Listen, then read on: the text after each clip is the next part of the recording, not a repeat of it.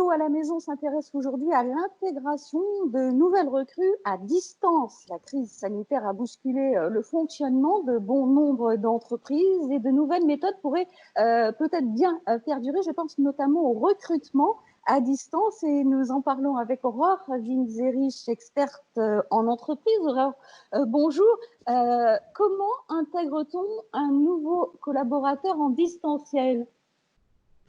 Alors oui, effectivement, depuis mi-mars maintenant, les recrutements, en tout cas l'onboarding, donc la manière d'accueillir une nouvelle recrue, que ce soit une personne en stage ou un salarié, a un peu changé en raison du contexte. Pour autant, ça reste une étape qui est vraiment très importante parce que c'est la première expérience qui est vécue par la nouvelle recrue. Donc il faut vraiment la soigner. Il y a des statistiques qui montrent que un tiers des salariés démissionnent à cause d'une mauvaise intégration. Donc il faut vraiment faire très attention à cette première étape.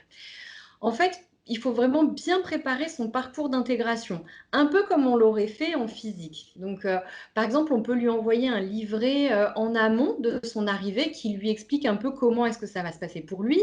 Le premier jour, on peut organiser une visio, par exemple, avec la personne qui va être dédiée à son accueil, que ce soit une personne des ressources humaines, un manager, une personne de son équipe. Et puis, on lui présente un peu de manière informelle le reste de l'équipe. Par exemple, on organise un e-café pour présenter la personne à tout le monde. Ce qui va être important aussi, c'est de lui prévoir un planning de formation, donc tout à distance, pour qu'il puisse s'imprégner des différentes missions de la société. Et surtout, il faudra prendre du temps avec cette personne-là parce que à distance, parfois les choses sont un peu plus compliquées. On a encore plus de questions parce qu'on est moins au milieu de toute l'agitation. Donc voilà, accorder du temps à la personne. Et l'un des points importants est qu'il est vraiment nécessaire d'officialiser l'arrivée de sa nouvelle recrue dans l'entreprise et ce pour que son intégration au sein de l'équipe se passe au mieux. Mais oui, en fait, là encore, hein, c'est la communication interne qui va être capitale. Donc, on peut annoncer son arrivée, par exemple, par mail ou dans une newsletter. Ça dépend des formats de communication interne qu'on a l'habitude d'avoir. On organise donc ce fameux accueil un peu collectif et convivial, informel autour d'un e-café ou d'un e-apéro, hein, ça dépend des pratiques. On prévoit donc le planning de formation et surtout on donne des missions concrètes assez rapidement à la personne pour rentrer dans le vif du sujet et puis que la personne se sente utile rapidement. Alors, lorsqu'on arrive dans une nouvelle entreprise, on a évidemment beaucoup d'informations à retenir, on a besoin de beaucoup échanger. Le manager doit se rendre très, très disponible. Oui, là, c'est vraiment un impondérable, mais il va falloir pouvoir répondre à toutes ces interrogations pour qu'il avance au mieux et puis qu'il se sente rassuré. C'est un temps qui est important hein, pour la personne qui va l'accueillir, mais qui va être précieux parce que plus on formera rapidement et au mieux la personne, et plus elle sera efficace rapidement et aussi elle se sentira à l'aise dans la société. Donc c'est du temps qu'on donne, mais pour la suite. C'est un bon investissement. Il faut aussi que la nouvelle personne se sente bien épaulée dans sa prise de poste.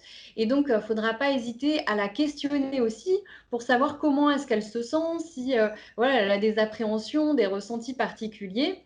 Bien penser aussi à lui mettre à disposition des process, par exemple PDF, pour que, je ne sais pas, sur des missions peut-être un peu techniques, une fois qu'on a formé la personne à distance, elle puisse retrouver un peu ce schéma-là de manière vraiment très formelle quelque part pour éviter d'avoir peut-être à embêter la personne ou qu'elle hésite à ressolliciter la personne sur des choses qui ont déjà été vues.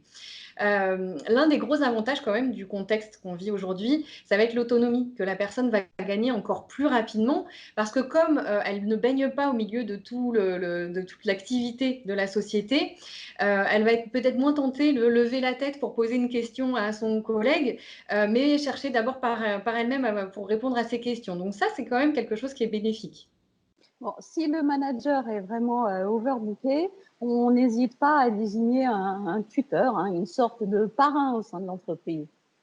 Mais complètement. En fait, il faut vraiment éviter le problème de j'accueille quelqu'un, mais en fait, je ne suis pas disponible et du coup, bah, je compte sur son bon sens, son autonomie naturelle pour se débrouiller toute seule après une petite visio de 10 minutes. Ça, c'est impossible. La personne ne peut pas se sentir à l'aise. Donc, vraiment, il faut prendre du temps avec cette personne-là. Et si vous n'en avez pas, vous désignez une ou plusieurs personnes. Ça peut être des personnes différentes sur des missions différentes pour l'accompagner. Une plus sur le côté un peu informel, culture de l'entreprise, et puis une autre sur un peu son gestionnaire de formation à distance. Mais il faut bien déléguer dans ces cas-là si on sent qu'on n'a pas du tout le temps. Aurore, vous côtoyez au quotidien des managers qui ont testé cette intégration à distance. Je crois que c'est aussi votre cas au sein de votre entreprise. Est-ce que c'est plutôt positif dans l'ensemble? Alors, bah, je vais prendre mon cas du coup, mais c'est extrêmement positif. Donc moi, j'ai recruté 2 personnes pendant le confinement. Je vous passe tous les détails sur la période recrutement qui était assez particulière à faire, mais intéressante. Et alors nous, ce qu'on a mis en place, c'est tous les matins, on fait une visio, à 9h30 de 15 à 30 minutes pour clarifier les missions de chacun, faire peut-être des feedbacks sur la journée d'avant, voir comment ça s'est passé, bien faire circuler les infos, au sein de l'équipe.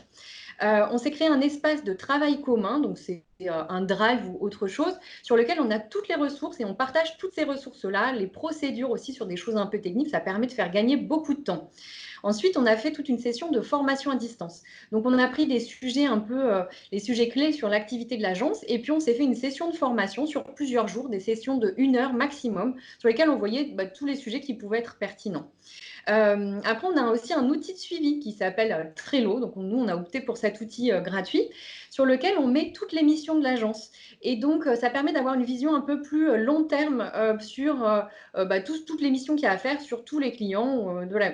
Ensuite, au quotidien, on a un chat, donc un chat groupé sur lequel on va partager des infos communes, peut-être des blagues, enfin bref, c'est un peu notre machine à café à nous.